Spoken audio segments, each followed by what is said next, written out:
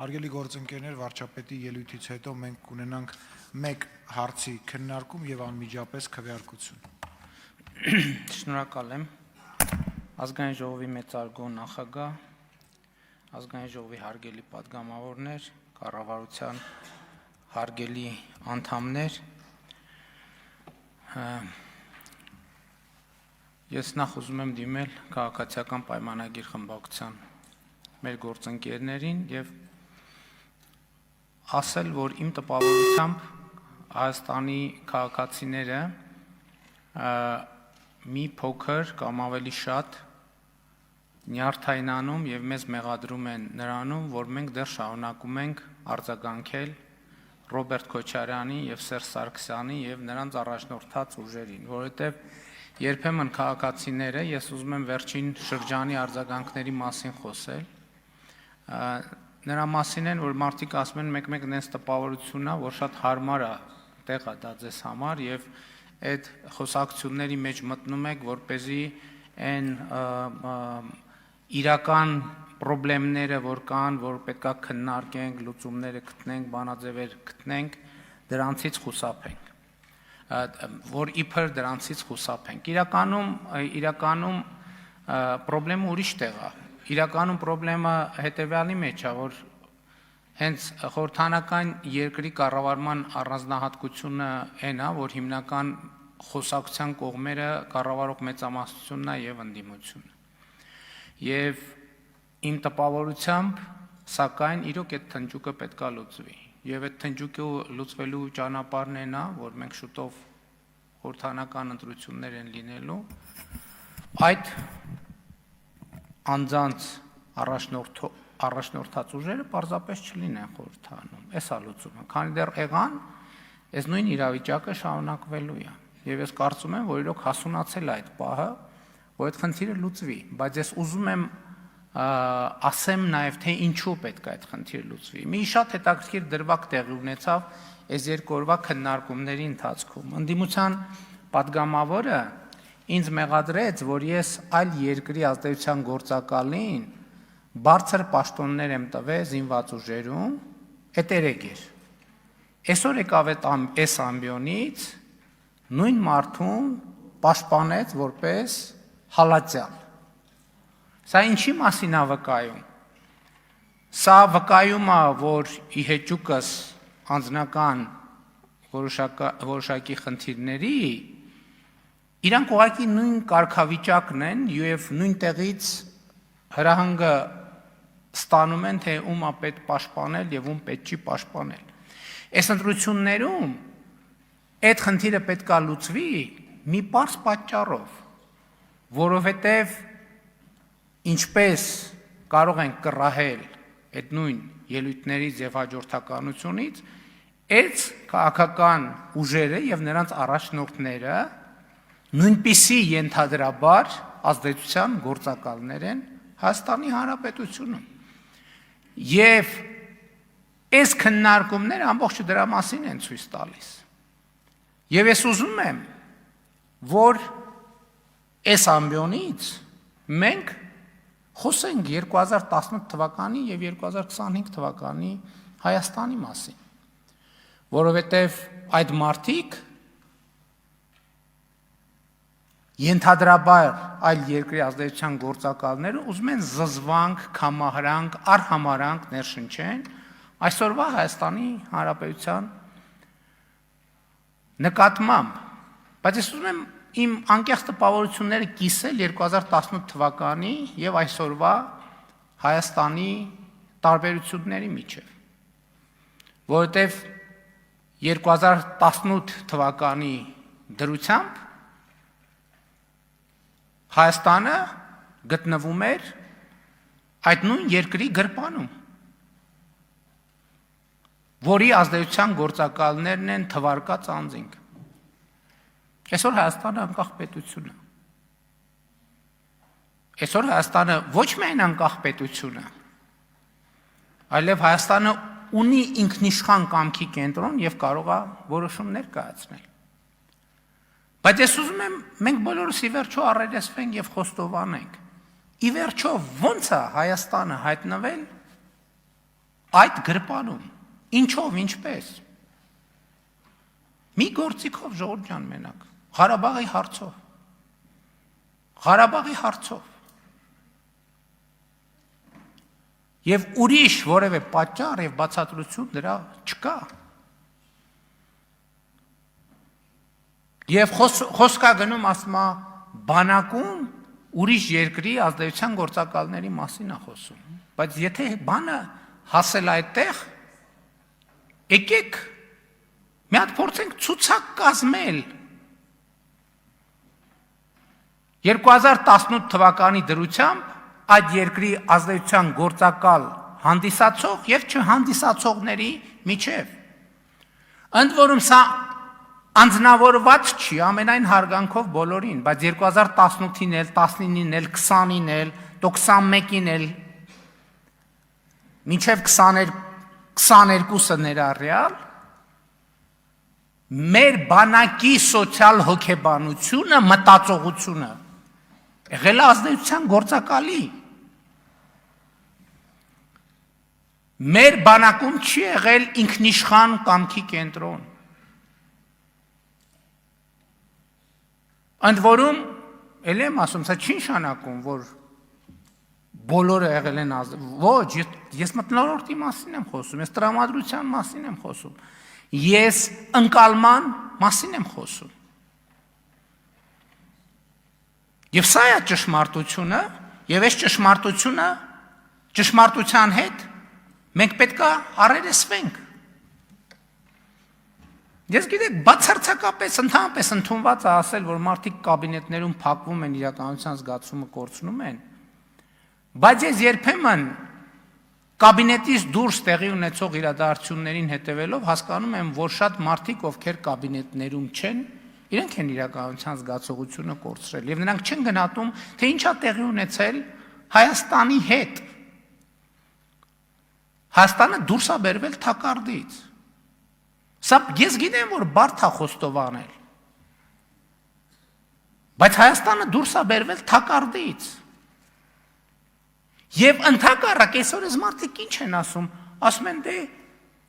ինչ ուզել են տվել եք։ Ընդհակառակը վերջին տարիների իրադարձությունների միակ պատճառը այն է, որ ընդհակառակը ինչ ուզել են ոչ մի բան չենք տվել։ Ոչ մի բան չենք տվել։ Այսօր մարդիկ եկել են բան են անում, Ղարաբաղ են լացում։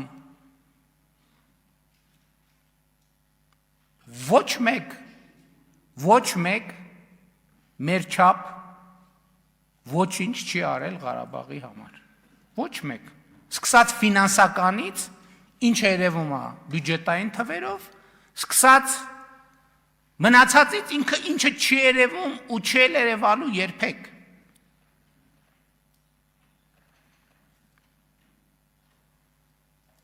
(2018) թվականից ինչի մենք զիջումների չգնացինք։ Ինչի մենք զիջումների չգնացինք։ Եսա լավ է, իջև տարվա վերջ էդ թեման էլ կփակենք, այդ բանակցային փաթեթներն էլ կհրապարակենք։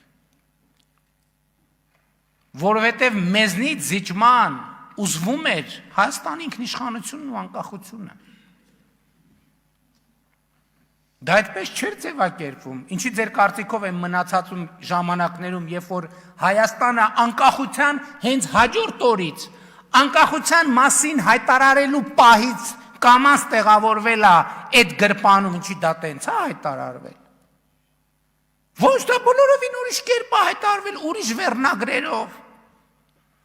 Խոսում են ազդեցության գործակալների մասին, լսեք, ձեր կուսակցությունը վերջին, ինչքան ասեմ, 70 տարում եղել է այդ երկրի ազդեցության գործակալը ամբողջ աշխարհում։ Լավ, մենք սրա մասին պետք է խոսանք։ Այսօր եկեղեցու լացն են լացում։ Այդ 60-ականներին, այդ Աբովյան փողոցի վրա գտնվող այդ շենքը ինչով էր զբաղվում։ Այդ ոնց էր, որ խորհրդային միությունը տենց աթեիստական պետությունը, որ մեր ազգային ինքնությանը իբր դեմ էր, այդ Աուքսիշեն, այդ ոնց էր, որ հայրենակիցների հետ կապերի միություն կար, այդ ինչով էր զբաղվում այդ հայրենակիցների հետ կապերի միությունը, այդ ոնց էր, որ տենց հատուկ կառուցվածքային աջակցություն ուներ Հայաստանյաց առաքելական եկեղեցու նկատմամբ, այդ հիմա, այսինքն պետք է թղթերը բացվեին, որ մենք սա հասկանայինք, այդ կուսակցությունը միջև մեել այդ երկրի ազդեցության գործակալական ցանցն է, և այո, մենք պետք է որոշում կայացնենք, ընդ որում էական չի, որ երկրի, մենք պետք է որոշում կայացնենք, մենք հանդուրժում ենք մեր երկրի խորհրդանում ուրիշ երկրների ազդեցության գործակալների ցանց, մենք պետք է որոշում կայացրենք, մենք հանդուրժում ենք մեր սրբության սրբոցում ուրիշ երկրների ազդեցության գործակալների ցանց, իմ պատասխանն է, որ ոչ, որովհետև հակառակ դեպքում ինչի է ասենց հիստերիա, որովհետև վերջին շանսն է մեր պետությունը հետ տանել, տեղավորել այն գրպանում, որից մենք դուրս ենք եկել։ Հայաստանի Հանրապետությունը 2025 թվականի լավ երկիր է։ Հայաստանի Հանրապետությունը 2025 թվականի երկիր է, ով ի վիճակի է ինքը առերեսվել իր պրոբլեմներին և իր ճակատագրին։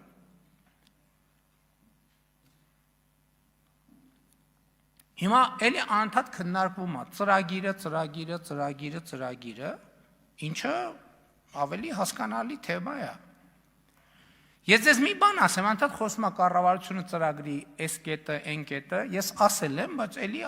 ուզում եմ ընդգծեմ, աշխարհում ուրեմն չի եղել, չկա եւ չի լինելու որևէ կառավարություն, ընդհանրապես բնության մեջ, որ իր ծրագրի 100%-ը իրականացրած լինի, տենց բան պարզապես գոյություն չունի։ Դա նոնսենս է։ Հետևաբար հարց է, բայց ծրագիրը ինչի է կազմում։ Ծրագրում արձանագրվում է այն պրոբլեմները, խնդիրները, այն շրջանակը, որը պետք է կառավարությունը լուծի։ Հիմա մենք ինչ կարող ենք ասել մեր ծրագրի մասին։ Կառավարության ծրագիրը ընդունվել է 2021 թվականի օգոստոսի 26-ին ազգային ժողովում 70 կողմ ձայնով։ Եվ կառավարության ծրագրի այդ ընդունված 5-րդ կետում գրած է. Հայաստանի և տարածաշրջանի համար խաղաղ զարգացման դարաշրջան բացելը, այնուամենայնիվ, արտահերթ ընտրությունների արդյունքներով ժողովրդի առաջ կառավարության ստանձնած մեծագույն առաքելությունն է։ Այս խորհրդանում ընդունված ծրագիրն է։ Ես այսօր բացեցի նայեմ, մեծագույն ինչ է նշանակում։ Մեծագույն։ Հա, բառարանով նայեմ, էլի, որ չստացվի, որ մեծի գերադրական աստիճան, այսինքն ամենամեծը, ուրիշ բացատրություններ էլ կան, բարձրագույն, գերագույն, վեհագույն, վսեմագույն։ Այսինքն կառավարության ծրագրում կա մի բարձրագույն, վսեմագույն առաքելություն, եւ դա խաղաղ զարգացման դարաշրջան բացելն է տարածաշրջանի եւ Հայաստանի Հանրապետության համար։ Այսինքն մենք մեր մեծագույն առաքելություն իրականացրել ենք։ Այս մարդիկ ասում են, չէ, դա խաղաղությունը չի։ Բա ո՞րն է խաղաղությունը։ Ո՞րն է խաղաղությունը։ Ընդհանրապես այս հարցը շատ հետաքրքիր է։ Էդ էլ եկեք արձանագրենք, այդ բանավեճը նորմալ է, ո՞րն է խաղաղությունը, որովհետև մենք չգիտենք ո՞րն է խաղաղությունը։ Հայաստանի Հանրապետությունը չունի այդպիսի գիտելիք, չունի այդպիսի փորձ, թե ո՞րն է խաղաղությունը։ Եվ մենք սա իմանալով չենք գնում սրան նրան հարցնում, ո՞րն է խաղաղությունը։ Մենք ասում ենք, ո՞րն է խաղաղությունը։ Խաղաղությունն այն է, որ մի տարի 8 ամիս Հայաստանի սահմաններում փոխհրաձգությունից զինվոր չի զոհվում։ Մեկ այս ամբողջն է խաղաղության, ոչ։ Խաղաղությունն այն է, որ սահմանամերձ բնակավայրերում արդեն 3 ամիս կրակոցների ձայն մարդիկ չեն լսում։ Խաղաղությունն այն է, որ Հայաստանը ապաշրջափակ գնաց կամտել Հայաստան Ադրբեջանի տարածքով վերջին 30 քանի տարում։ Այսինքն ենթադրաբար 91 թվից այս կողմ գնաց չի մտել։ Գնաց կա մտել, որը բերել է ծորեն։ Այդ ծորենի մի մասը կարա հացի մեջ օգտագործվի։ Լսեք, այդ ծորենի մի մասը ես չգիտեմ, ինձ դա չի հետաքրքրում, ես անկեղծ չեմ էլ հետաքրքրվել, բայց կարան մի րոպե այդ ծորենի մի մասը, չէ, մի րոպե, էլի կարան ծորենի մի մասը տան հավերին։ Այդ հավի ածած ձուն մեր երեխեքը չեն ուտելու։ Այդ հավի միսը մեր երեխեքը չեն ուտելու։ Այդ ծորեն մի թեփը դրա կարան տան խոզերին։ Այդ խոզի միսը ձեր առաջնորդը չի ուտելու, թե ինքը խոզի միս չի ուտում։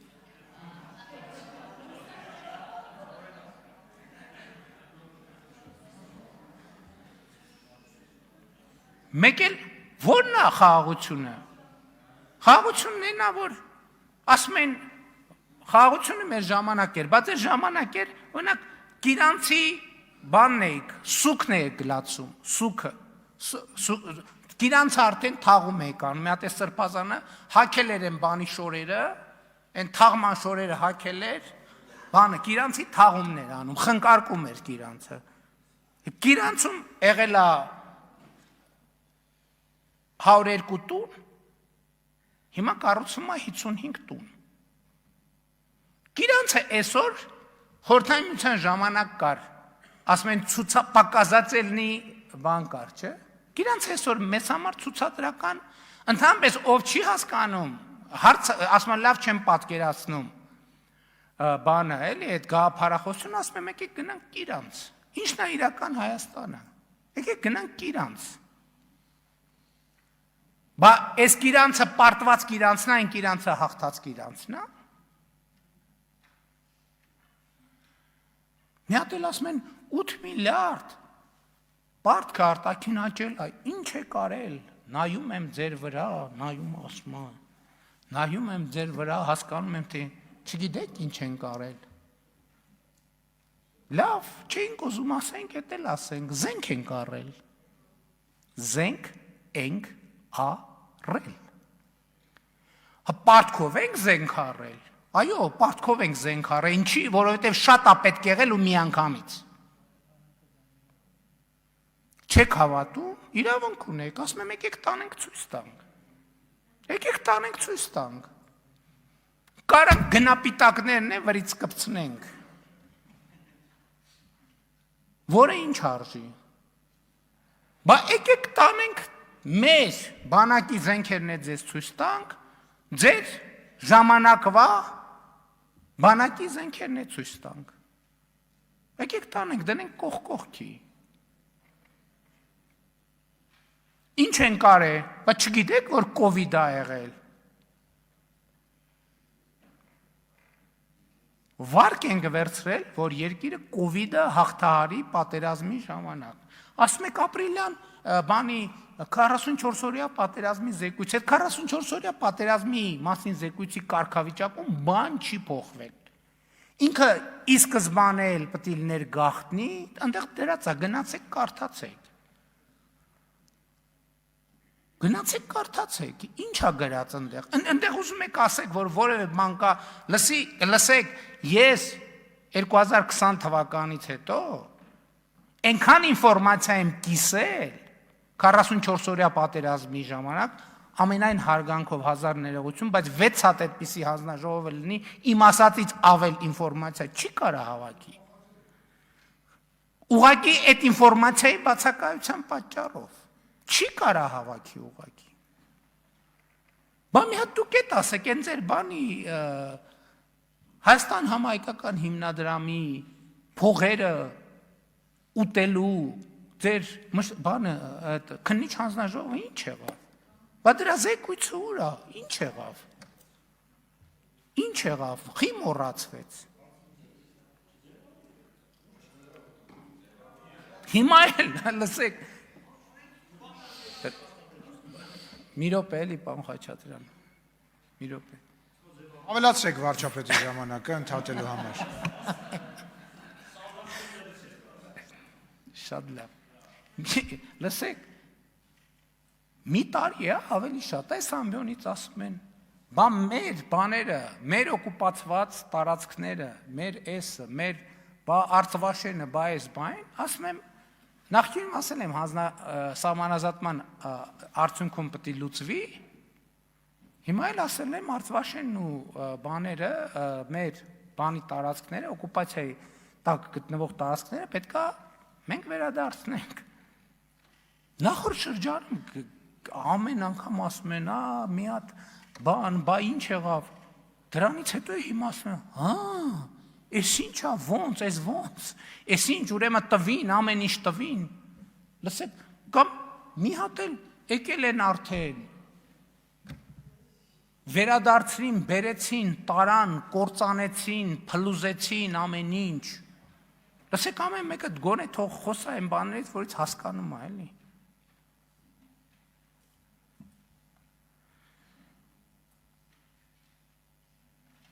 Գալիս ֆինանսների նախարարը զեկույց է անում, խոսում է, ասում է դե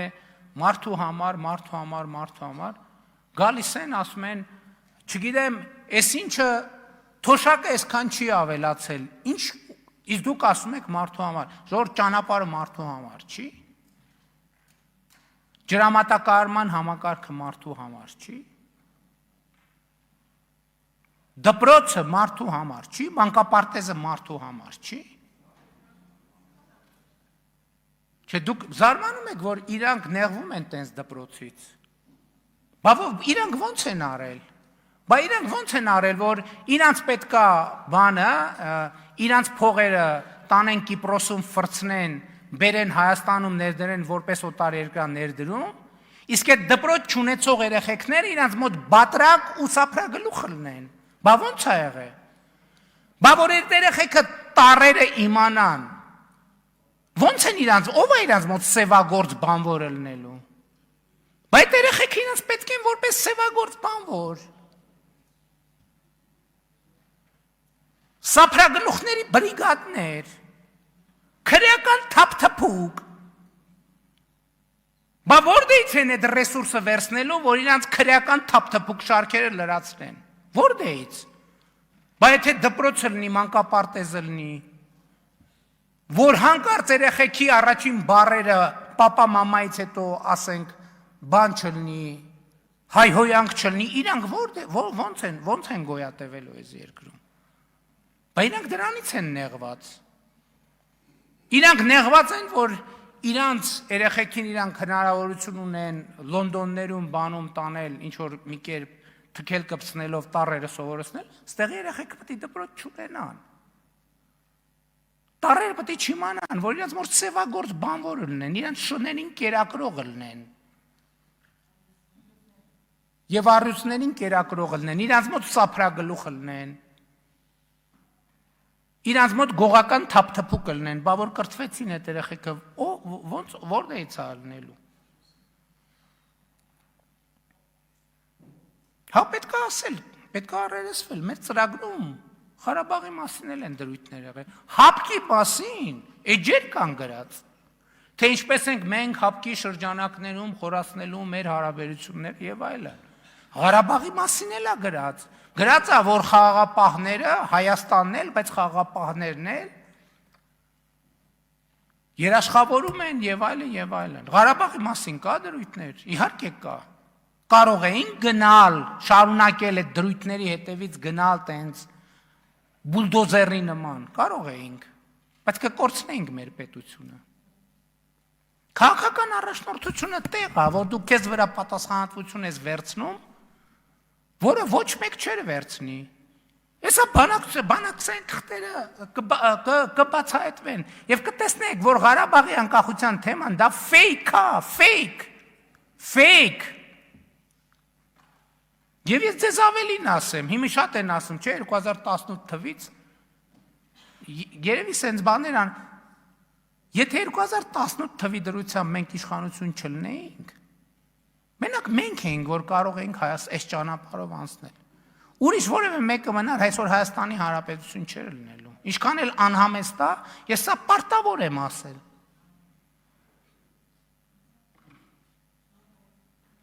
Եվ այո, սա առաքելությունն է, մենք այս առաքելությունը անում ենք։ Ես 2020 հələ մեր թիմակիցները ասում էին անդադ ինձ ասում են խես տենց ասում, տենց մի ասա, տենց բան չի կարելի ասել, տենց։ Ես 2021 թվականին ընտրություններ էինք անում։ Ասացի, եթե մեր ժողովուրդը որոշի, որ ինձ գնդակահարելու է, ես լուր ու մուճ պատի տակ կանգնելու եմ։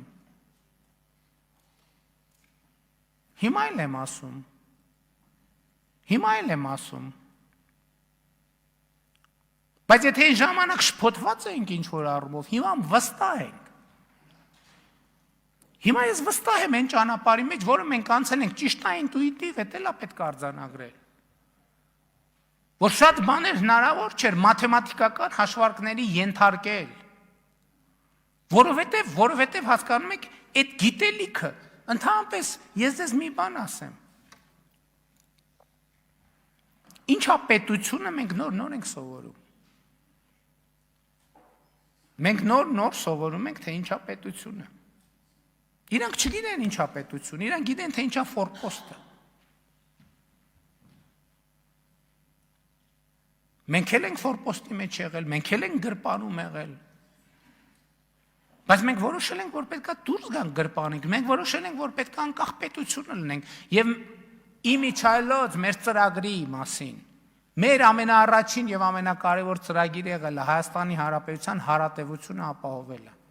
Մենք ապահովում ենք Հայաստանի Հանրապետության հարատեվությունը որպես ինքնիշխան պետություն։ Որպես ինքնիշխան պետություն։ Բայց այդ որ ասում եք ինչի եք զարմանում, որ ասում է, այդ սխալ է, որ ասում են 29743 քառակուսի կիլոմետր։ Բա ինչի 2018 թվականից կամ 2022 թվականից առաջ Հայաստանի Հանրապետությանը ըստ էության մի երկիր է եղել, որը պատրաստ է եղել ինչ որ մի զինատեսակ վաճառի, ըստ էության։ Մի երկիր կամ մի տենց տեղ։ Մյուսները ինչի չեն վաճառել։ Մի պարզ պատճառով ասել են հարգելիներս, մենք երաշխիք չունենք, որ ձեզ վաճառված զենքերը դուք օգտագործելու եք ձեր միջազգայինորեն ճանաչված տարածքի պաշտպանության համար։ Ավելին մենք համոզված ենք, որ դա օգտագործելու եք ձեր միջազգայինորեն ճանաչված տարածքից դուրս։ Իսկ դա կներեք մեզ համար անընդունելի է։ Այդ ճանապարհը մեզ համար բացվել է 2022 թվականի հոկտեմբերի 6-ից հետո։ Երբ որ ասել ենք մենք մեր երկրի տարածքային ամբողջականությունը ճանաչում ենք։ Իրանք դրանից են դժգոհ։ Իրանք այդ որ ասում են այդ 29000-ը վատ է։ Իրանք ասում են ոնց այդ գրպանից պետք է հետ գնանք այդ գրպան արա, դուք ոնց եք դուս եկել այդ գրպանից։ Այդ գրպանում աշխարհում այդ գրպանից ավելի լավ տեղ չկա։ Եվ մեզ այդ գրպանում պահել են Ղարաբաղը ամենայն հարգանքով, որպես խայծ օգտագործելով։ Էդ էլ ասեմ, տպավորություն եմ փորձում ստեղծել, թե մենք Ղարաբաղի ժողովրդի հետ կամ Ղարաբաղի մեր հայրենակիցների նկատմամբ ինչ որ բան ունենք, վերաբերմունք ունենք, անվստահություն ունենք, կամ իրանք ես այն օրը նախարարին ասել եմ, որ չեմ ուզում ասեմ, որովհետև կարող է լավ չէ, ինչի, բայց կներեք այսօրվա մեր զինված ուժերի ղեկավարության կեսը Ղարաբաղցի է։ Ամենաբարձրաստիճան մեր այսօրվա զինված ուժերը, հասկանում եք ինչ եմ ասում։ Մեր զինված ուժերը ղեկավարվում է Ղարաբաղցիների կողմից։ Բայց մենք Ղարաբաղցիներին չենք վստահում, չենք սիրում։ Ոնց ենք այդ մարդկանց տարել այդ տեղերում նշանակել։ Բայց մենք դավաճանել ենք, հələ մեզ ասում են դավաճանել եք, էս է կարել, են է կարել, չէ։ Այդ մարդկանց նկատմամբ ոչ միտեղ ես չեմ լսել, որ իրանց պրետենզիա ներկայացնեն, որ այդ մարդիկ ծագումով Ղարաբաղցի մարդիկ որևէ դավաճանական գործարքի մեջ մտել են։ Բայց մարդիկ ոնց են մեզ հետ աշխատում։ Եթե մենք դավաճանենք, ոնց է, իրանք գիտեն, չէ, ամեն ինչ։ Իրանք ներսից գիտեն, չէ, ամեն ինչ, բա ոնց են այդ մարդիկ մեզ հետ աշխատում։ Բայց հարցի պատասխանով է տալու։ Ես Անունով չնշեմ, բայց ասում եմ, չափազանցություն չկա։ Մեր զինվորական բուրգի ամբողջ վերևը ամենաառանցքային կետերում ղարաբաղցիներ են։ Գալիս են ստեղ, խոսում են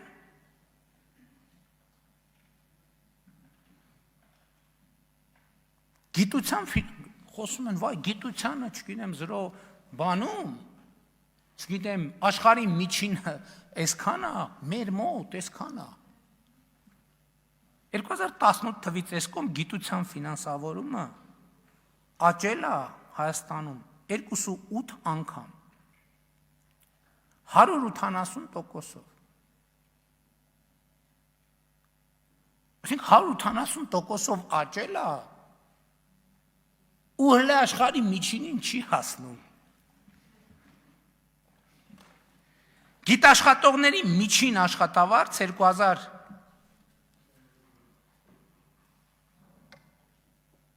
վերջին տարիներին ուրեմն աճել է 3.2 անգամ 220%-ով։ Գիտաշխատողների աշխատավարձը։ Եկել են այստեղ գիտության, մեկ էլ գիտության բանն են, սուքն են սգում։ 171 միլիարդ դրամի պատվեր կա տեղադրած ռազմարդյունաբերության համակարգում։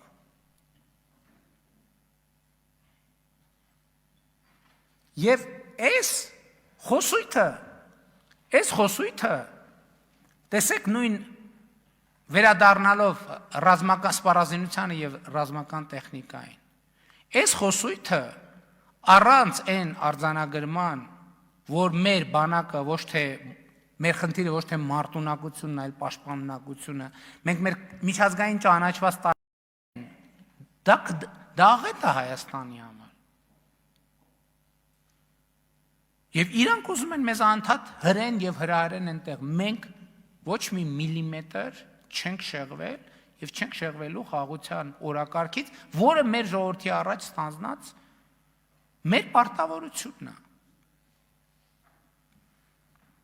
Եվ այո, մենք խոսելու ենք միայն ու միայն բացառապես պաշտպանունակության մասին։ Եվ մենք ասում ենք, մենք Արցվաշենի համար ռազմական օպերացիա չենք անելու, ոչ էլ մյուս տեղերի համար, որովհետև դրա կարիքը չկա։ Ասում են, հա ինչա թուղթ ստորագրած է, հա ինչի այն մեկը նախաստորագրած է, Ժորժ ջան, մոռացել եք, որ անցյալ տարվա հոկտեմբերին ազգային ժողովը վավերացվել է Հայաստանի եւ Ադրբեջանի միջև կնքած թուղթ, որը հիմա երկու երկրում ունի բարձրագույն իրավաբանական ուժ։ Այդ է խաղաղությունը։ Այն վավերացված ուժի մեջ մտածա, ասում են, դե վավերացված ուժի մեջ մտածա, այն ստորագրված է, դե ասում են ստորագրված է, այն նախաստորագրված է, այդ է խաղաղությունը։ Բա խաղաղությունը այդ է, բա խաղաղությունը կառուցվում է։ Բա որ խաղաղություն ըլներ, այս քայլի անհրաժեշտությունը չէր ըլներ, կասեին կա խաղաղությունը, ընդամենը մնում է իրան պահպանել։ Հիմա արդեն ասում ենք, որ կա խաղաղությունը, ընդամենը մնում է իրան պահպանել։ Ասում են, բա մարդու համար է, մարդու համար է։ Հիմա ես դες խելագար թվեր ասեմ։ Դուք գիտեք, չէ, որ այսօր ով է հիշում ընդհանրապես դրա մասին։ Ով է ընդհանրապես այդ թեմային անդրադառնում, չկա տենց թեմա որովհետև։ Ուրեմն 2018 թվականից առաջ Հայաստանում գործարար համայնքը տառապում էր իր ավելացված արժեքի հարկը հետ ստանալու համար։ Տասնյակ տարիներով տասնյակ միլիարդների պետությունը պարտքա ունեցել գործարար համայնքի։ 2018 թվականից մինչև օրս տնտեսական համայնքին վերադարձված ավելացված արժեքի հարկի գծով մենք վերադարձրել ենք 255 միլիարդ դրամով կամ 435%-ով կամ 5.4 անգամ ավելի շատ գումար, քան նախորդող, ասենք օրինակ 2010-ից 17 թվականը։ Հիմա ոչ մեկ չի խոսում դրա մասին։ Կներեք այդ թվում նաև գործարար համայնքով ավերկենում, ասում հələ մի րոպե, ժողովուրդ ջան, բա մենք այնքան տառապում ենք, մի կոպեկ չենք կարում պետությունից հետ ստանանք, հիմա ամեն ամիս ճշգրիտ օրը գալիս է, փողը նստած է մեր հաշվին։ Մարդու համար է, սա թե մարդու համար չի։ Եկամտային հարկի գծով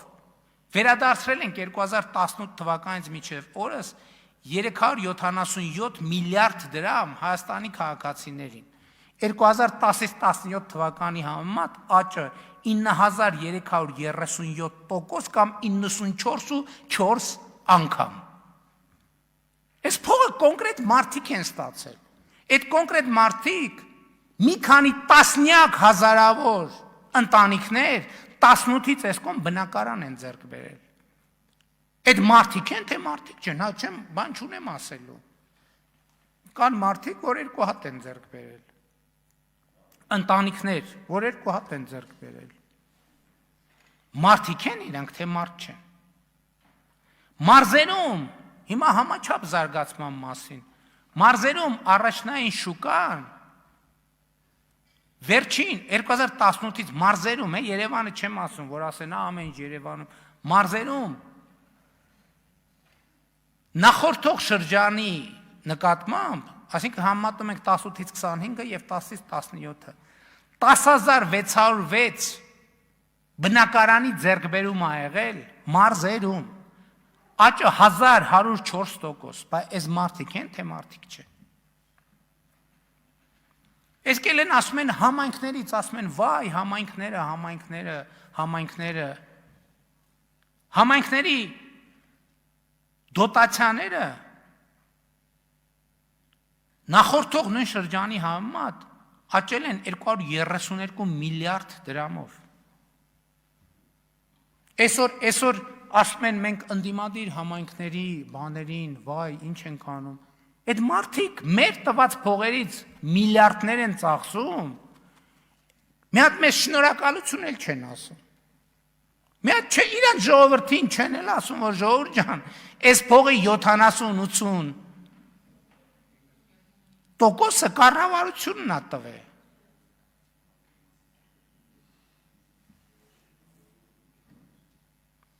Սուբվենցիաները նախորդող շրջանի համեմատ համայնքներին 119 միլիարդ դրամով կամ 29 անգամ ավել բան ենք տվել, սուբվենցիոն ծրագրեր ենք տվել։ Մեզ ասում են, այս են խոստացել, այն են խոստացել, այն են խոստացել։ Այո, մենք խոստացել ենք, որ նվազագույն պարենային Զամբյուղից ավել կլինի նվազագույն թոշակը եւ իրականացրել ենք։ Միջին կենսաթոշակի մասով դեռ խնդիրներ ունենք, որը պետք է հասկանանք, թե ոնց պետք է լուծենք։ Բայց իսկ ինչի չեն ասվում այն բաները, որով չեք խոստացել, որ բայց արել ենք։ Օրինակ, ասում ենք, որ Հայաստանում 700,000 դրամ ստացող շարքային զինծառայող կա այսօր։ Մենք դա չենք խոստացել։ Կամ 16 միլիոնի ծրագրերը, որ սահմանամերձ գոտիներում իրականացնում ենք եւ հիմա շարունակելու ենք։ Մենք չենք խոստացել, բայց արել ենք, որովհետեւ իրադրությունը գնահատել ենք եւ արել ենք։ Եվ ճիշտ ենք արել։